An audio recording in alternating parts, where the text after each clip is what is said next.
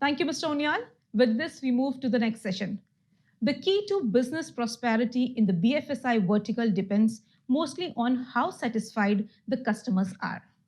Customer experience CX is a key success indicator, and so financial services are looking for new ways to deliver impactful customer service and engagement. Consequently, it's imperative for the BFSI companies to adopt digital channels effectively while also recognizing the needs of physical services to maximize their ROI and gain the best customer engagement. We have with us a panel of experts to discuss on the topic Elevate the ROI in BFSI with Game Changer CX. With this, I would like to invite our session chair, Mr. Kishan Kumar, Chief Growth Officer, Wavemaker, to introduce our amazing panelists for this session. Over to you, Mr. Kumar. Thanks, Aini. Good morning, everyone. Hi, so my name is Kishan, and I'm your host today. I hope I'm audible enough. My name is Kishan, and I am the Chief Growth Officer at Wavemaker, India, and absolutely delighted to be here. Customer experience glitch in the last 15-20 minutes. I tried to join in through my laptop, but I just couldn't. So I'm joining via my mobile. Apologies in advance for all the shaky images that might come up. But thank you, E.T. Thank you so much for the opportunity. And I think it's an interesting session that we just concluded, which is a nice segue into what we're going to talk about. We're going to talk about customer experience in the context of BFSI, and we have an esteemed panel today, very, very knowledgeable, and also a cross section of the BFSI segment, and that's far more interesting to me as somebody who wants to learn a lot from the next 45 to 60 minutes. So without much ado, I'm first going to introduce the panel, and then I'm going to give you a quick context of what we're going to discuss in the 45 to 50 minutes. And then we just dive straight away into the discussion. So not in any particular order, I'll first introduce Sachin Vashishtha. Sachin is an engineer turned finance man. So and Sachin currently leads, he's the associate director of and head of digital transformation and marketing at Paisabazaar.com.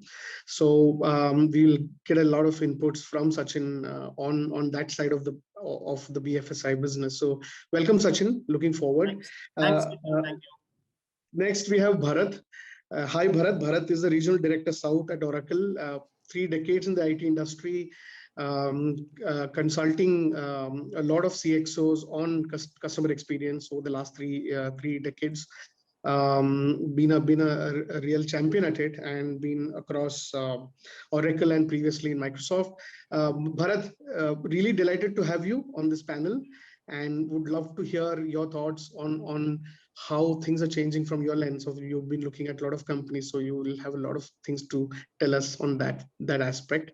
And he's again a BFSI expert. So great to have you, Bharat. We have Charandeep Singh. Charandeep, hi, good morning. Charandeep heads marketing and CRM at TVS Credit. Again, another interesting cross section from the BFSI. And Charandeep, over the last many years, have had long stints in TVS Credit. Prior to that, in Mahindra Finance and all of that. So a great experience there as well. Welcome, Charandeep. Looking forward. Good morning, everyone. Hi. And finally, we have Deepu KV from, he's the President Operations CX and Communities at Bajaj Allianz and from the insurance sector. So, and also worked a lot in the category across many companies like GE Capital, and Deepu's insights on the insurance sector will also be a great, valuable asset today. So a great panel, amazing panel. I'm not the expert in the room. I'm probably only the facilitator. Like I was telling yesterday that I'm the non-striker who's going to help everybody finish the run. So good morning, everyone. And setting the context, I think the previous session, the last sort of the message in the previous session said it, 5x growth, 30% uplift if you're a leader as against a laggard. So I mean, everybody knows that CX is critical, and everybody knows that how it can bring amazing value to business, whether it is in terms of share of wallet, whether it in terms of incremental sales, or whether in terms of share or revenue growth, right? So today we are going to discuss in the next 45-50 minutes around this area of understanding how customer experience has changed over the last few months, especially after the pandemic in the BFSI sector, understanding what are some of the changes, also understanding from each of them some of the enablers, some of the trade-offs, some of the things that has been helping, and one of the things that, I mean, there is no one formula, but some of the insights that can help all the audience here to take back home. And how do you go about a balancing act of physical versus digital? There's a lot of data at play and all of that. So that's the whole idea in the next 45-50 minutes. To all the audience, my request is to please share your questions as you go along. Wherever I can, I'll try and include those questions in the beginning when the conversation is going, or else we'll keep some of the questions till the end. I will try and figure out how to manage when I'm on the mobile screen, but let me figure that out. So again, diving straight into it. So let me start with you, Deepu. How has been the last sort of 18 to 24 months, especially after the pandemic? How in your industry the customer experience has been changing? Has it been what has been your experience from your lens? If you could just tell us that, that would be great to kick off the discussion. Yeah, thank you, Kishan, and good morning, everyone. I didn't get a chance to say, good morning earlier. Looking forward to an engaging discussion. So, Kishan, if you look at, our industry, insurance is essentially an essential service. So therefore, we had to continue to offer, uninterrupted service to our customers. And if you look at the lens with which, for example, we were able to approach it, we were digitally invested even before, COVID-19. As somebody put it colorfully, COVID-19 was a global, unplanned UAT. And I guess, we ended up passing the exam, with flying colors, because we were able to ensure a switch to a digital way of working, without any glitch. For example, when contact centers had to be shut down, all our digital assets came into play. Our AI-driven bot, WhatsApp, mobile app, customer portal, so on and so forth. So servicing continued uninterrupted. Now that we are 1 year into COVID-19, now the accent has shifted slightly. While earlier it was on digitizing the physical. Now what we see is, customers are coming and saying that, while bots are clinical, while they're consistent, but they require that care and empathy and healing touch. So now the accent is on humanizing the digital. How do you ensure that, bots mimic human beings? How do you ensure that, you give that while you give good service, but you continue to offer care and empathy? So I think, that in a spectrum, covers, the landscape of the life. Great. So I think the humanizing the digital is an interesting thought, because I think finally CX is all about how do you manage the change in experience based on digitization of consumers, right? So also just wanted to just set the context that when we are discussing the ROI, we are discussing in the context of the practitioner, but of course it has the consumer at the center of it. But so that's what the endeavor is in the next 45 minutes to sort of decode. So let me come to you, Sachin. I mean, taking forward from what Deepu mentioned about humanizing digital, but also from your lens, you are representing a company who is touching the lives of consumers in many different aspects, right? Paisabazaar as a company, and also you are leading digital transformation there. So how has it been from a customer experience point of view? How has it been how's been the journey over the last, especially post pandemic? So the genesis of Paisabazaar, or I would say Policybazaar, with the same group. So I got the opportunity to know both the industries from the first member's point of view. Our genesis was experience, customer experience. I'll tell you what was the genesis of Policybazaar and Paisabazaar. Policybazaar, before Policybazaar, insurance was sold largely through either bank assurance or agency channels, and wherever the agent was getting higher commission, he or she used to push that insurance product to the customer. That was the genesis. How can we give this power of comparison in the hands of the consumer so that they can make an informed choice, compare all the available options and then make an informed choice. That was the genesis of Policybazaar. Same when it comes to Paisabazaar, the genesis was when you need money, right? When you are in a desperate need of money, you go everywhere, you apply wherever you can. And and the nature of this industry is such, more you apply, lesser are your chances to get that credit. if you apply to, 2 loans, there are chances that you might not get one. So the genesis was, how can we, give this power to consumer that they can compare and then apply wherever they have the highest chances of approval or wherever they are getting the best product. So that was the genesis, and we started, and now both the companies are, in terms of digital space, they're the market leaders. Now I'll come to this pandemic period in last one year or 14, 15 months. We have been advocating end-to-end digital journeys for loan lending products for quite long. With all these new technologies coming in, OKYC, EKYC, we were just requesting banks to take these processes into the overall scheme of things and try to make product digital, because it's still today, even today, the COVID thing has changed, the paradigm has lot, but still the last leg is offline. You apply, you compare your loan products online, you make a decision that I want to go for this home loan, this personal loan, or maybe this credit card. You make up your mind, you apply, you get your bureau check done online, and you get approved. Still someone will come to your house, pick up the documents, get the signs done, and then your card or a loan will be issued. This is the last leg, which is still, it's a hindrance in the overall what you can, a great consumer experience when it comes to the lending industry. The COVID pushed all of us, digital players, banks, NBFCs, enablers, pushed all of us to think beyond this offline leg. And the efforts, if you'll see, the efforts of putting everything in digital has increased a lot in last 6-7 years. We have created few programs in partnership of the bank. We have created our own Paisabazaar stack, and we are asking banks to, let's experiment with end-to-end digital journeys. Even RBI also has taken a leaf out of this, and now thinking in the same direction. So I believe it has done a lot of good to the lending industry. So the main point that I'm taking is that there is the last mile where there was a lot to be done. Yeah. Thanks to the pandemic, a lot of accentuated work is happening there, and that's where I think so. It's an interesting point for me to then. Yeah. Loan is a commodity. Be it a personal loan or a home Vehicle loan loan or any other loan, it's a commodity. People would want to choose a product where they are paying less, where they're getting the maximum amount. The LTV should be highest and the interest rate should be the lowest. That's a product they tend to choose if you give them an option, right? It's about the process, how we can differentiate in terms of customer experience, how the overall process from application to dispersal, how was the process, right? That is where we can bring the customer delight, and we can create the overall differentiation.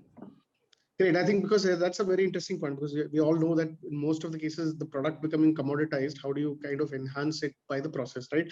And maybe that's a great way to kind of ask Charandeep that in your case, where probably a lot of your customers are not, I'm not underestimating, but in the sense that not probably, or the new age digital customers now, let me not say that they are not digitally savvy. So Charandeep, what is your experience been? Because probably a large chunk of your customers, from whatever I understand a little bit from TVS Credit, is probably the new age digital customers and not the first adopters of digital.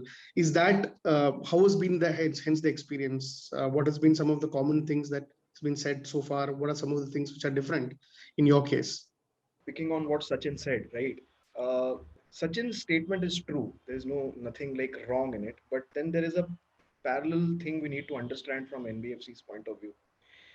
We have been listening a lot, even pre-COVID for last 3 years, that digital lending or digital banking is going to be the next norm. So all the fintech players who are lending digitally without meeting the customers, without really, hypothecating the assets. If you look at the last 8-10 months, most of their portfolios have gone bust. Their quality in terms of NPAs have really worsened.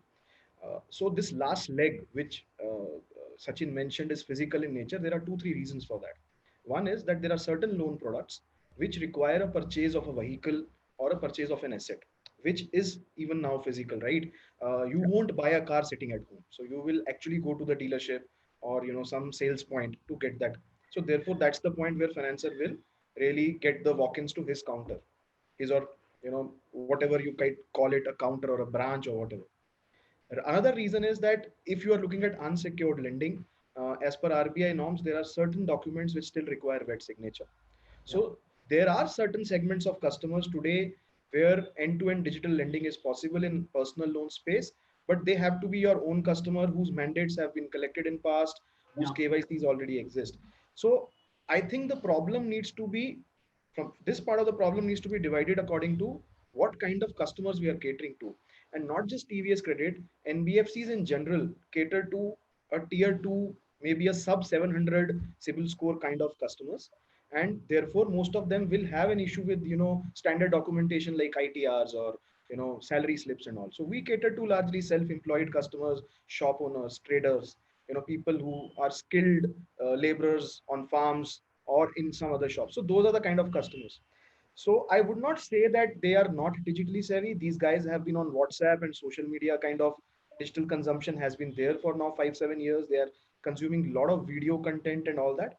But in terms of financial transactions, I think yes, there have been new adopters in last 12 months.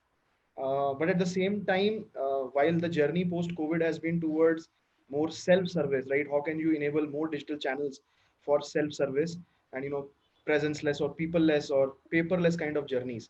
But if you look at NBFCs, there are some 20 odd touch points where you can provide CX.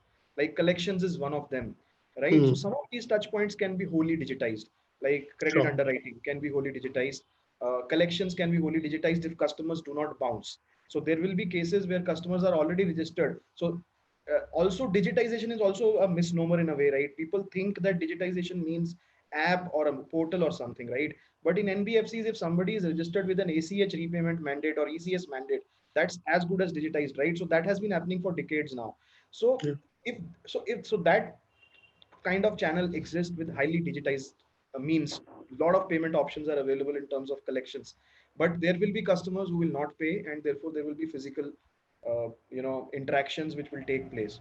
So from NBFC's point of view, I think CX has to be looked from two aspects: the touch points which can be fully digitized and touch points which cannot be fully digitized, right? So the ones which can be fully digitized, there this differentiation of new digital guys and digital natives have to be made in terms of what kind of UI UX you give. So guy who is relatively new to transactions, your UI UX have to be very different than, let's say, somebody who has been used to intuitively using digital channels, right? And second is the people who still prefer physical. Uh, there, instead of looking at digitization, of course, you still should encourage them to move to self-service because it's beneficial cost-wise. But at the same time, I believe that what they are seeking post-COVID is that how are you giving them comfort, a sense of security and safety, that your outlets are safe, that when you come them, your guys are following all the norms related to COVID. And while I think till the time the vaccination process is complete in India, which might take a year, there will be a certain amount of fear. Though we see that people are now becoming lax with their own personal safety, but from the brand point of view, it is important that we keep projecting the actions we are taking in terms of safety, social distancing, hand hygiene, masks. So at physical locations, that has become very important.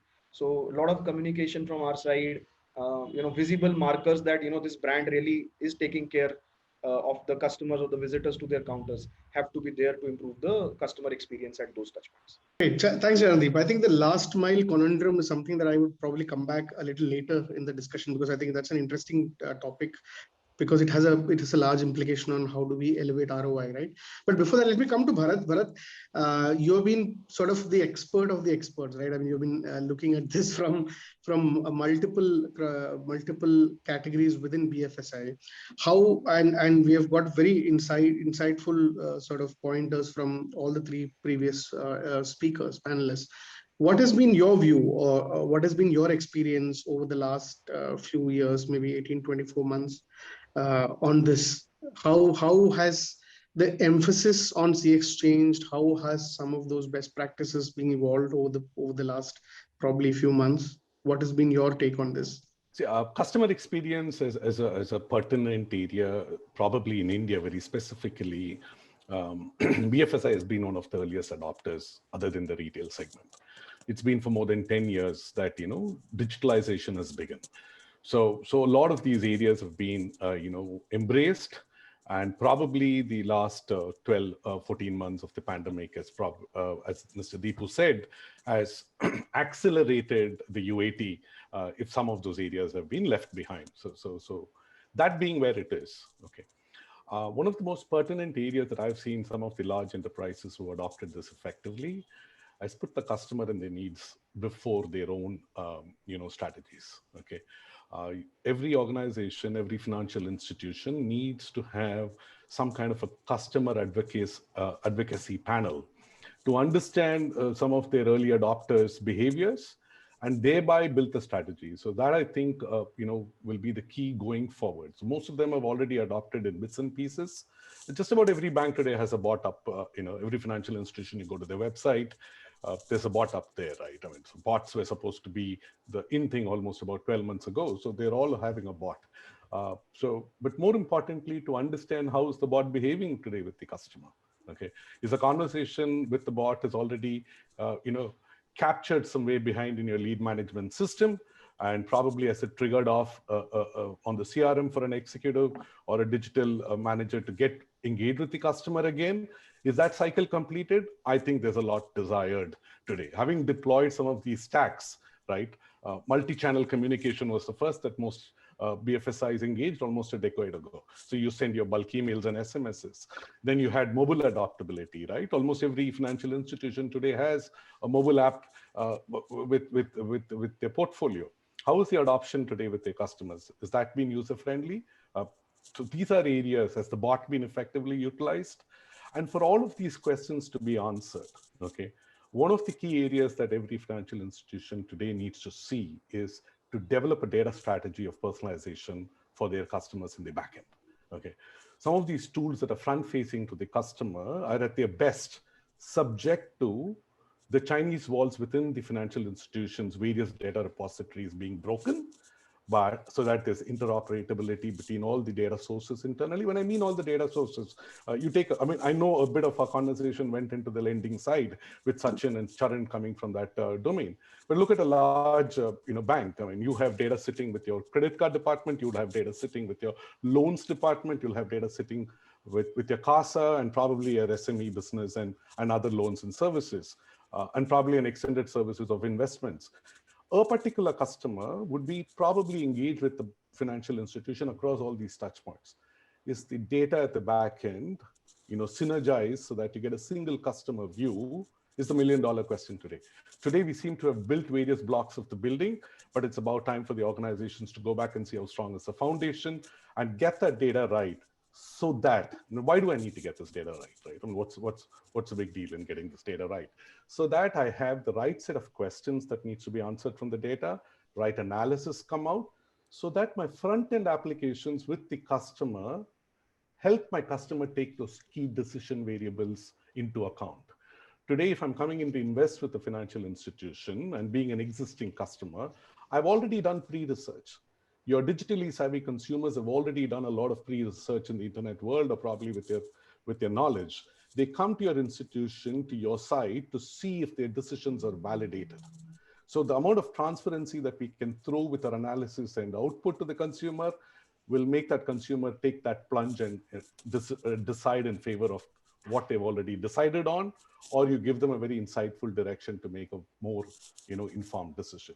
So getting that data layer solidly built in the back end, building it up with analytics in the front end, in the middle layer, so that the output in the front end applications or devices or bots and tools that you have make the consumer make those decisions more, more informed, and there's a lot more transparency from the institution to the customer will enable that decision-making process, and thereby the experience of the customer being more profound with the institution. That's my sense on this question. Bharat, I mean, when you explain it like that, it's like a lot of hard work back end, so that some sort of a magic is created in the front end, and that sort of makes it far more enjoyable as an experience. And you spoke about personalization. Sachin spoke about how to make the process, because in a commoditized world, how do you make the process far more enjoyable or a great experience and all of that. It looks like I just want, in this context, I wanted to, there are some questions also which come up, but I'll come to those questions in a while. But I wanted to also check with all four of you, that looks like there are a lot of enablers that we spoke about, right? The intent to start with how much of investment that you've done on the data part of it, and also looking at the kind of industry within a BFSI and kind of consumer segments, which Sharon spoke about and all of that. But are there any trade-offs in this process? Is it like, is it too overrated in terms of I mean, customer experience? Is it too overrated? Personalization is great to speak about, but there is also privacy on the other side. What are some of the trade-offs? What are some of those pitfalls, if there may be? Because finally, it is equally important to understand some of the trade-offs and pitfalls as much as you understand the enablers when you are in the journey towards elevating ROI, right? So I just want to know from your own experiences, maybe Sachin, I'll start from you. Are there any trade-offs in this whole process? Are there any pitfalls that one should be aware of, as much as enhancing using the enablers that already we have or spoke about? So I'll just continue what Bharat sir has just said. The biggest trade-off is that you'll have to break the Chinese wall which were created in the organization, and the comfort zones which people usually live in different departments, right? The data work which he just explained is a very tedious, very complex work, and it takes time to first put all your data in one place, sanitize that data, make that data useful before you can do any sort of analysis, and then use that analysis to enhance the customer experience. So there's a lot of work to be done before we get onto that point that now I can use this particular insight and use it to enhance the customer experience on my product. That is the biggest trade-off. Another thing is, especially in BFSI, we are heavily regulated by RBI or IRDA and all of these things, right? There is a huge amount of data we collect from consumers. How much of that data we need to make available to whom? That is another question, because it's a critical data which people have shared with us, right? And the second thing is, the current issue of data privacy and data being stolen or data being misused. Again, it's a very thin layer the head of customer experience usually walks on, because you do not know the thing which you are trying to do, in order to make your customer be happier. That can fall into this zone of spookiness, right? You are following. So I'll just give you an example. We use retargeting. We as an advertiser, we started using retargeting. Initially, it was a good experience, right? But people, were really scared also that I was searching shoes. How can I see shoe ad on a different site? I am not on their site. How are they showing me this ad? That something is wrong, right? When they started learning the process of retargeting and know that, okay, my cookies are being captured, they become more worried. What are they capturing? What info do they have? How can they use that info, right? So all of these things, you are trying to make the experience better, but few of these things may scare your customer also. So just to avoid these things, the key is communication and transparency. You need to communicate to your customer, what are you taking, how will you use it, and what you will not do, right? They should know that whatever information I'm giving, how that information will be used. And there are do's and don'ts which you need to clearly exhibit on the product. Again, all of this is a huge amount of work, and the lead time is long. You need to invest some time, resources to get all of these things in order. And usually, the senior management, which is more revenue and sales focused, and I would say, slightly more tilted towards the tactics than a long-term strategy. I'm not saying they're not taking strategic steps, but sometimes this entire process gets relegated to second place when it comes to immediate revenue, immediate sales, immediate ROI. So again, we need to find a balance between these two. Okay, and on that line, there is a question also which I saw, which is that I think Papita Mohan asked this question: have you seen difference in customer lifetime longevity against amongst the digital and the non-digital channel users? Maybe it's a good time to bring in that question. Is there, since you spoke about balancing between the short and the long term, is there any difference? I mean, anybody in the panel could answer this, because we are moving into since we're discussing the trade-offs, right? There is always an eye of today while we are keeping an eye for the future. There is always this immediacy that keeps bothering you, right? So how, I mean, if there is there anything that proves that the long term, in the long term, what's the differentiation between a digital user and a non-digital user, somebody who's been given a better experience via digitally or anything of that sort? I think that's the question that came in. I think Deepu sir or Charan sir can answer this question better because they have experience Yeah, on. Deepu, you would want to take it also in the context of what we were discussing in trade-off. Yeah. So I think, Kishan, to the point that you made, there were 2-3 elements in your question. You spoke about whether customer experience is overrated. And then you also spoke about, privacy, and then you asked what are the trade-offs. So I'll answer that first and then come to the query from the audience.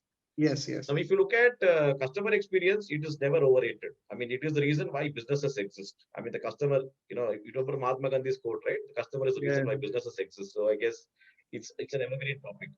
Now, coming to trade-offs, I'll tell you 2 trade-offs, one which companies have to do and one which customers have to do, right? Now, let's take insurance, right? Now, if you look at the general insurance industry, we have a norm called combined ratio. Combined ratio is a total expense compared to the revenue that you earn. It's 120, which means for every 100 rupees that they earn, they spend 120 rupees. And the bulk of it is claim settlement for customers, because that is the moment of truth in the insurance industry. But if you were to look at a lot of customer feedback, it will be that, maybe many customers complain that, maybe they don't get their claims on time. The point here is, as an industry, you would love to pay claims as quickly as possible to genuine customers, because that is the reason why people take insurance. But then they also come across a lot of fraudulent, customers here. So it is that trade-off between speed and accuracy, right? So that is one trade-off, firms need to do. Secondly, coming to your point on privacy, the trade-off that customers have to make. See, privacy is always a choice. You always tell customers, with full disclosure right up front, that they have a choice. Either they can share data, in which case you can give them a customized product, or they can share standard data and you can give them an off-the-shelf product. So that's a trade-off again customers have to make, and you give a choice. So that takes into account concerns around privacy and at the same time, trade-offs that customers have to make. Now, coming to this question around, in the long run, is there any difference between, digital and non-digital channel users? I think it's a very good question.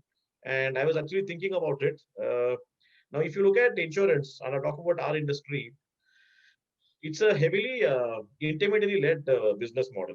Okay, 95% of the business happens through intermediaries. So therefore, there is a lot of personal angle involved. The entire shift to a digital way of working happened only during COVID-19. That's when at scale, digitization, come in. So I think the jury is still out. We'll have to wait and see over a period of time, before we come to firm conclusion. As of now, I don't think we have enough data to take a strong view either way. Okay, I mean, that's a very interesting. The other interesting thing that you said is about the speed versus accuracy as a trade-off, right? I mean, how do you? I would love to hear from Charan and Bharat. So Charan, especially on the trade-off, especially in the context of an NBFC. So I'll divide the last few queries into 3 parts, like Deepu has done. One is, what are the trade-offs? What happens to the data privacy? I'll give an example which is very close to my heart, in the sense that most probably in finance industry, this is going to happen in next few years. And then we will know that why this example is getting discussed today. And the third thing is related to, whether digital customers. So while it is correct that this is a recent phenomena, so it's very difficult to determine CLTV, but there are some indicators which can help us know whether we should go that path or not. So the first question is related to trade-offs, or whether CX is overrated or not, right? CX itself is not overrated, but some aspects of it are. So for example, if you look at the BFSI industry today, there are 3 important pillars to have a good CX, apart from, of course, having a right process and identification of moments of truth and process. That is a given, that you have to have a process, otherwise what will you automate? But there are 3 parts to this: analytics, as Bharat mentioned, data, how do you use that? Then how do you use that analytical model into production, right? How do you really use that production model into mass scale? And then third is, what are the use cases you have identified for your analytics? So if I look at NBFCs, analytics is, if on a scale of 1 to 10, is pretty advanced, right? People have skills and ability to run models fast. So maybe on a scale of 10, BFSI industry on a whole, NBFC would be maybe 8 out of 10. But once the models are ready and they are giving decisive results and information, the ability to productionize them and use it on the spot is lagging. I feel that the investment in analytics and data scientists is happening at a faster pace than it should happen in the IT infrastructure, or how do you productionize such analytical models. So maybe that is on scale of 6 on 10. But even behind that is, how do you use this analytics, right? So in NBFCs, a large amount of skewed effort is today going into collections and credit underwriting. And I feel that sales and marketing and digital marketing, while models exist, but the NBFC's focus is like little lagging in this. So they should ideally run parallel. So I think from that point of view, CX is not overrated, but some aspects of it are. In terms of privacy, we are hearing stories now, and we are using some of these pilots through our fintech partners, where you are able to, stay in the. Let's say I'm taking an example from US, where some insurance companies have installed a device in vehicles to understand your driving habits, and actually, insurance companies and customers both benefit from it, because good driving customers will get better premiums, right? But let's say there is a discussion, can we immobilize vehicles? From Francis' point of view, if EMI does not come, can we use the same kind of devices to immobilize vehicles? Now, there is where we need to draw a thin line, whether you really want to go that path. So data is being used, constructively. Customer and companies both are seeing benefits, but there could be a problem with doing that. So there is an ethical issue out there. So that needs to be considered. I mean, of course, financier will always want an ability. What is the digital equivalent of repossessing a vehicle once the customer defaults, right? But that comes with its own set of problems in terms of legalities. It's a gray area. Data protection bill is still not out, so those a lot of those things will come. The third part of the question, whether digital customers are more profitable or not, it is difficult to say at this point of time, but the indicators are that while the cost of acquisition is low, in sense that you don't need to spend so much money to acquire them as compared to a physical effort, putting a manpower or feet on street. But these customers also are only getting attracted to you if you have the lowest interest rates, right? So they will actually check. So there is a trade-off between whether you are getting a good IRR or not from these customers and spending money. And even if that is balanced, the real test is then whether digital customers are performing better in terms of repayment. So far, early signals are that if we acquire customers digitally through some very good credit checks and give them a lower IRR, their repayment track record is around 10 BPS better than the non-digital customers. So if that trend continues, in long run, their CLTV would be good. So that would be the answer based upon early indicators. But on that point, that's a very interesting point. On that point, if even if the entry as a digital customer might be less profitable, would it be tried to say that over a period of time, because you can either cross sell or extract more through other products and all of that, will that get sort of rationalized, or and hence they move into more profitable? Would that be, because I saw some research which said that 1.9x of cross selling. I don't know about other product categories, but in loans, the cross sell is not based upon whether he's a digital or non-digital, but whether he's paying on time, right? So the segments of customers will keep paying on time. We'll be selling them more. And now we are seeing that digital customers are little better off in paying off time. So that is what I will say as of now. Okay, fair enough. That's Bharat. Your thoughts on this, on the trade-offs, on longevity, on whether they are more profitable, digital customers are profitable or not? How will you? Yeah. The largest trade-off is something that I'll probably bring in context to what Deepu spoke right at the beginning. Mr. Deepu said, right, the emotional quotient of your engagement.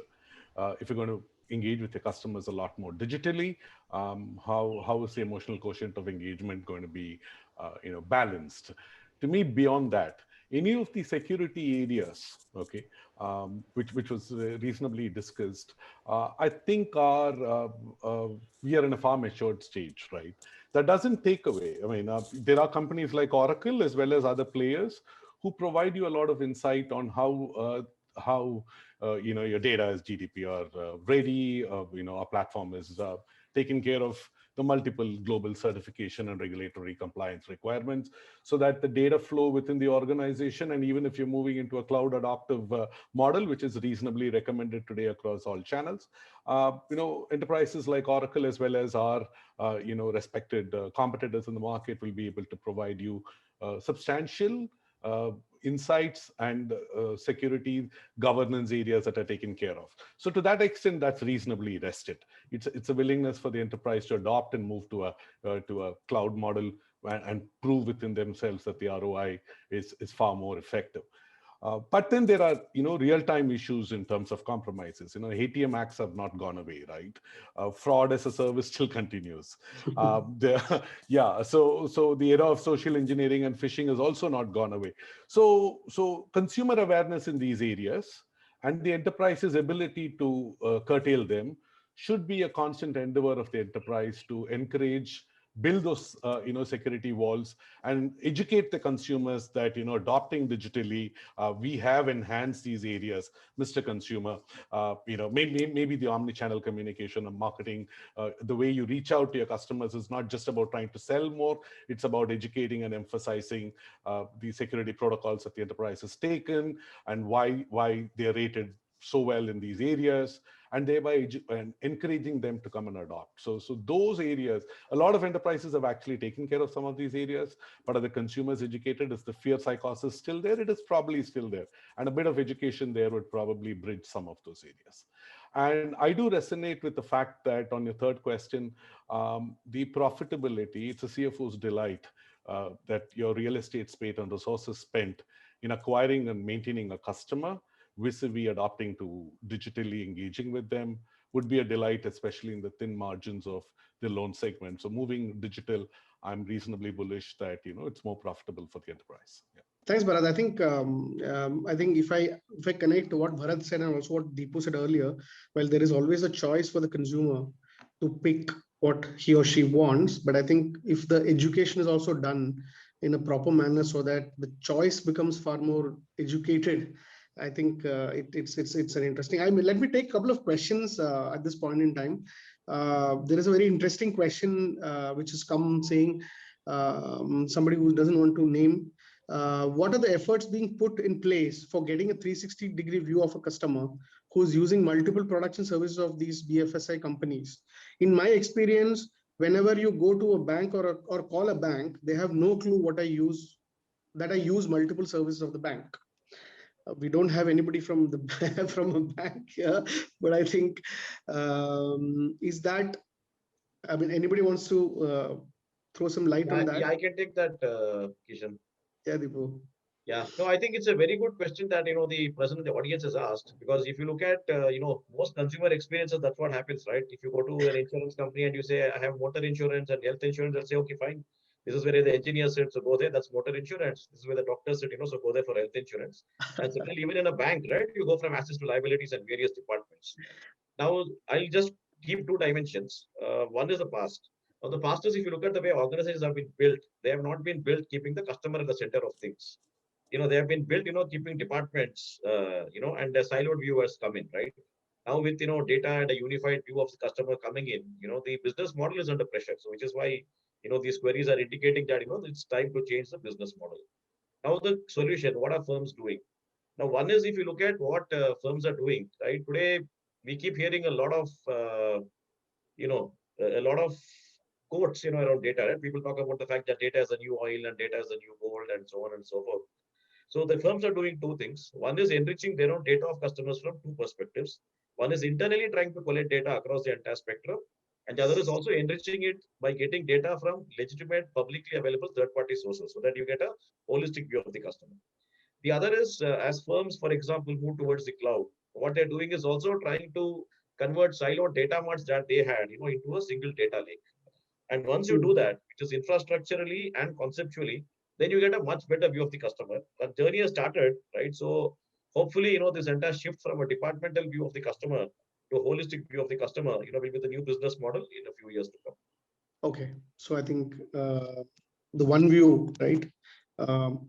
There's another interesting question which I really liked, is the is that what is the next area of disruption in the BFSI area, and how do you see a role of technology driving CX and strategy?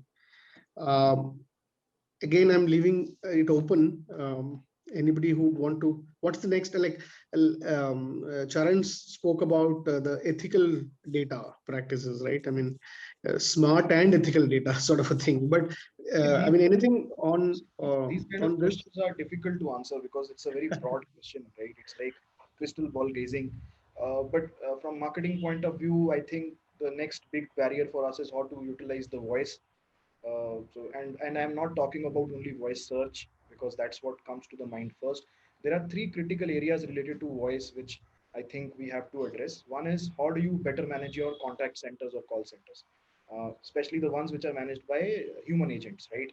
So like there is a lot of progress in IVR, but there is a lot to be done in the quality audits or management of human agents, right, in terms of voice audits and all. So that's one space which I think uh, new solutions from technology point of view will emerge as companies start doing more tests on Indian accents and dialects. Then voice search is of course the new thing, in the sense that most 28 or 30% of the search on Google in India is happening through 40, voice. 40%, Voice roughly and 40. vernacular. So voice and vernacular will become the game, in terms of how we try our digital keywords, AdWords, how we run our campaigns. So that I think is going to undergo a change. So I think that's an area which needs to definitely looked into. Another thing is that I feel that a lot of automation happens at customer end, but when it comes to CX, employee related automation is very important. There is no Hmm. point in having a good quality CX or good quality customer one view if that information is not at the tab or at the hands of the employee, right? Employee. Yeah. So if my systems do not tell him that this is the guy whom you're talking to and trying to sell actually as a complaint with my customer service team, this is not a good CX. So while your technology from customer point of view is fine, but the employee has not been enabled enough in terms of automation. So I think employee related automation also will be one of the things which this is not disruptive. That's why I said it's a broad question, but this is something which companies will tend to get invest into. It will try to solve the silos problem which Deepu mentioned. Another thing to the previous question, which I felt was it is not just the silos or departmental view. There are new age companies who have onboarded or who onboard customers through one channel. So, for example, a Flipkart or Amazon, they don't have multiple ways of getting customers onboarded, right? They have one journey. Start the way the company started. It's an app based business. If you call it, there are app based lending companies also. So there is Yeah. nothing to be done in terms of one view because everything is happening through that single channel and the structures have been built like that. But in NBFCs who have traditionally started, let's say we started as a two-wheeler finance company, right? The core operating system of managing a EMIs system or collections in monthly way is very different than, let's say, MSME lending, where there are 2 months working capital cycle, 3 month work. So your systems itself at technology level are very different, right? So therefore, once you onboard new products and you realize that you require a different core system to manage this loan product, there will be integration efforts. So the silos are not just because there are departments and functions in NBFCs or BF, this loan company silos are also because different products have very different structures. So MSME loans are designed and served in a very different way than, let's say, a retail loan, or that, for that matter, now salary day loans or something like that. They all have very different, like as a company we will find it difficult to develop a loan product without investing in technology where you can make bullet payments rather than EMIs, right? Okay. So therefore these things also add to the nature of customer one view. So while you might have all the information about your retail customers today, you may not know that your MSME customer has also a car loan from you. So that is very much possible because that data itself is lying today in a different system. Okay. So Okay. the efforts will go into that direction to have a better customer one. Well, that's very interesting. There's another question on outsourcing, and is that going to affect the way customer experience is evolving? Because a lot of BFSI companies, some part of the customer engagement is outsourced, and hence is there an impediment? Um, again, in open to anybody who would want to. Is that a challenge, or is it going away? Probably not so much now, but is that Okay, if I may, Bharat here, I just want to take a shot at the previous question to Kishan. Yes, yes, yes, sure, What, Bharat. Yeah, yeah. and then I'll take this one in. What is the future of what's going to be disruptive was the question, right? Yep. Blockchain will get going. It's already got going, right? Blockchain is the next big thing in fintech per se, because it's going to be bring the data more transparent to the consumer. So that's Transparency. going to Yeah. build a lot of trust and affinity towards the brand. Then the future will also have an intimate relationship with a lot of reasoning that will come out on why this data is being shared and what's the insights that is provided to the customer. And along with blockchain, two other levers where one is actually picked up pretty dramatically is the artificial intelligence is already disrupting. The next would be robotics that will come into play. So these three tech arms will be the next wave of change management in BFSI per se. So that's a shot that I wanted to take on the previous question. In terms of outsourcing, and I'm going to only take care of outsourcing areas related to technology because I'm not a domain expert as a banker per se or a financial institution area. A lot of the enterprises are still evolving, right? I mean, today, if you are a bank, okay, or a financial institution that some of my esteemed colleagues are in the panel, and you want to build an omni-channel, organization as an extended arm, as a campaign team within the CMO's organization, HR would today come and ask, what is the career roadmap am I going to give to that campaign manager? You take the question a little more backward, right? And ask, if I'm going to have a 50-member team for an enterprise to run digital campaigns in-house, what is the career roadmap am I going to provide to the front-end campaign manager, to the campaign orchestrator, and would he or she have a growth path to become the CMO going forward? If some of these areas today are yet not clear within the enterprise, it's a good idea to outsource some of these roles to technology and CX boutique organizations or players or consulting firms to work in tandem with the enterprise. So I've seen a lot of campaign orchestration, digital asset building areas, are outsourced from the enterprise to partnerships that run over a decade, right? Working with Oracle, we have a lot of partners who just don't go sell the technology services and deploy them to enterprises in BFSI, but they provide an engagement strategy with the banking enterprise to do the entire marketing orchestration and play a role of a advocate and a consultant to the financial institution in some of the nuts and bolts of the execution strategy of digital engagement. So to that extent, areas which probably does not have a career growth path well defined, it is also cost effective to outsource them to boutique consulting partners. Large enterprising consulting partners, large SIs, and boutique organizations offer these globally. So to that extent, outsourcing is valuable, is the point of view that I want to share. Yeah. Okay. Anybody else in the panel would want to, any other thoughts on this? Yeah, before I just want to add a couple of points, Kishan. One, I agree with Charan on the angle that he brought in on voice. I think voice clearly, we are seeing as, the next wave, on customer experience.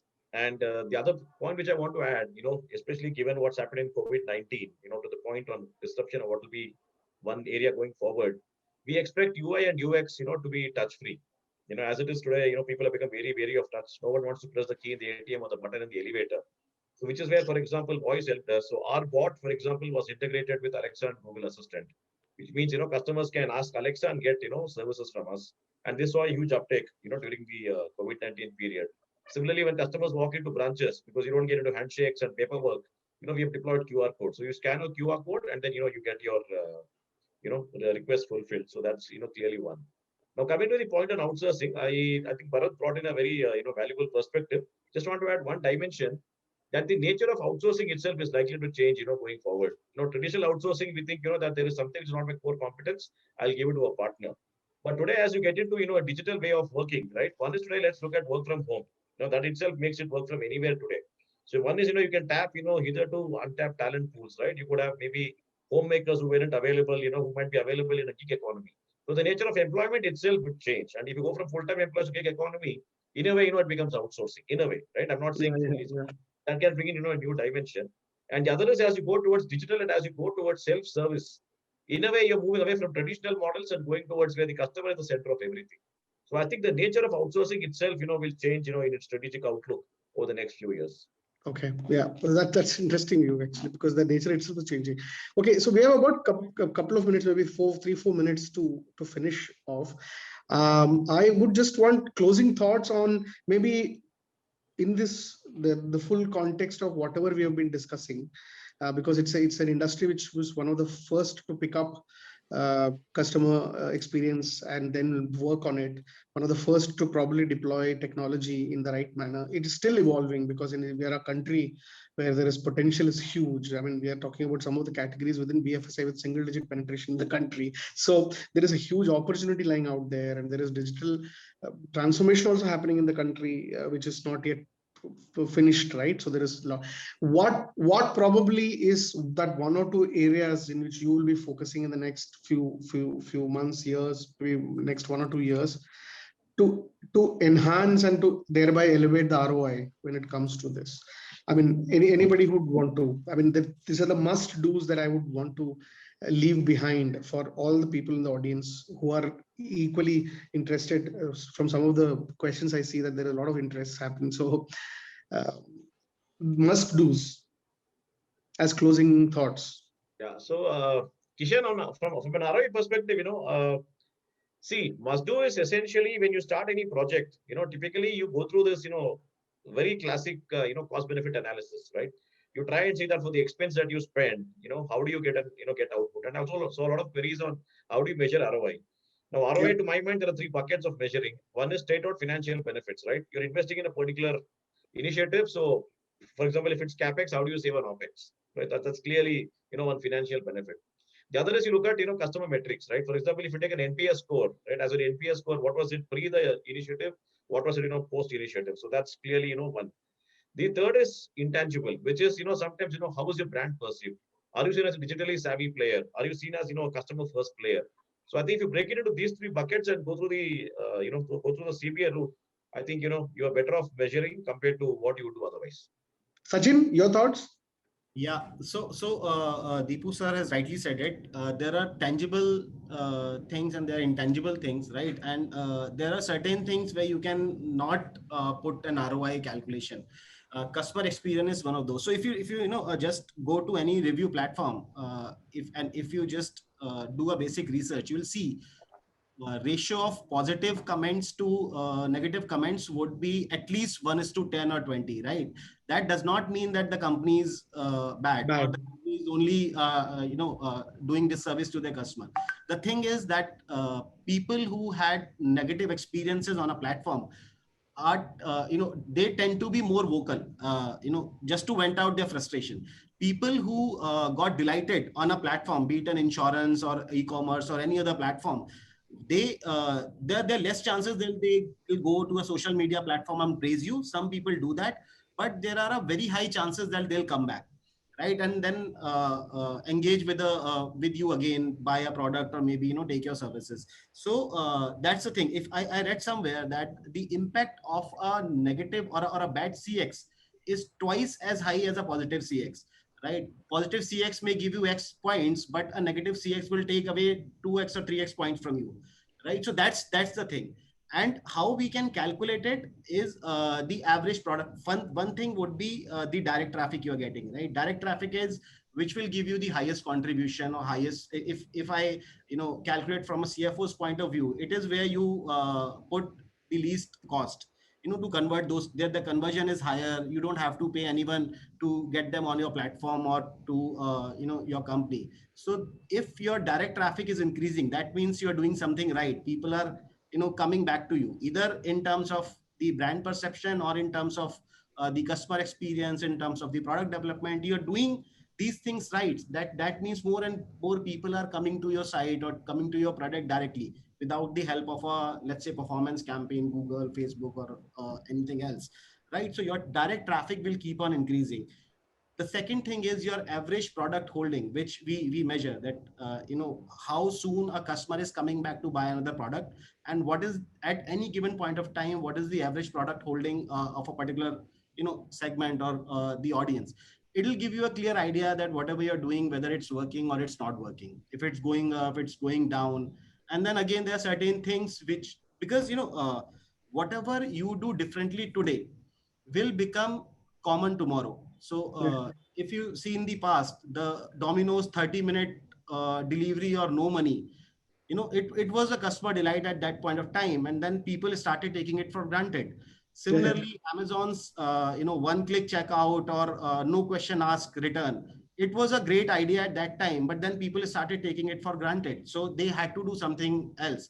So whatever you will do today, it will become common tomorrow. Your competitors will adopt it, they'll start doing it, and then it'll become a common industry practice. So you'll have to keep innovating, think how you can delight your customer, what are the different touch points, how can you improve their journey, and then it will result in the in the improvement of either in terms of cost saving or in terms of higher revenue to the organization. Great. We have just about exactly 1 minute to go. So, Charan, concluding thoughts? Yeah, so just in, because the time is less, I'll just take two things which I'll do from maybe one I have learned in today's session is that humanizing the bots. So that's my takeaway from this session. I'm having a meeting in 10 minutes from now with my customer service team. So we will discuss this in that meeting. So thank you, Deepu, for that. because we had planned for bots, some things have been added in our current bot for the next year, but this is a good aspect which I'll be doing. Second is that in our NPS studies or all the measurement studies which Sachin talked about, what we have done or we are going to do in the next year surveys is that we are expanding our competition set. Because we as a company believe that we should compare with other NBFCs, right? But the customer is getting experience on, as he said, Domino's, Uber. So in terms of measurement of CX, what we have done is that now we'll be also measuring non-competition brands where our customers are using something else in telephony or maybe in fast food like Zomato or Uber. So that's another thing which we are changing in way how we measure our CX. So that those are the two things which we'll be doing. That's really interesting. The moment you're changing the benchmark itself, I think there's a lot of insights that can come in. Bharat, coming to you. Before we wind up. My final thoughts. You mentioned that all the data synergization in the back end look like a magic wand. So I'd like to leave one must-do thought before you probably go and put all the data together. Is the front-facing enterprises of the front-facing departments of the bank needs to be first synergized. Your marketing data, your CRM data, and your service data. 3 areas where consumers engage with you should first be talking to each other. No point sending out a campaign to a disgruntled consumer, okay? Or no point for a sales executive to go and have a conversation when there is a burning issue. So these 3 data points, if they could be synergized so the consumer engagement for the representative is well informed, I think that'll be a first takeaway. And more importantly, some of these areas that of accentuating the business are strongly enabled by good technology players. To be able to partner with the right enterprise with the right platform and take that journey forward would be the key to success as an immediate step in these areas. Thank you so much. When you said the 3, I mean, I'm known for cracking poor jokes. So when you said about the 3, it's about the batting coach, the fielding coach, and the bowling coach for the head coach, right? So that GABA can be breached again. So absolutely. So on that very happy note, thank you so much for these insights. I'm sure the audience found it very insightful, like some of the comments I saw. Thanks, ET Brand Equity, for this, and looking forward to some of this in action. Yeah, over to you guys. Thank you. Thank you. Thank you. Bye.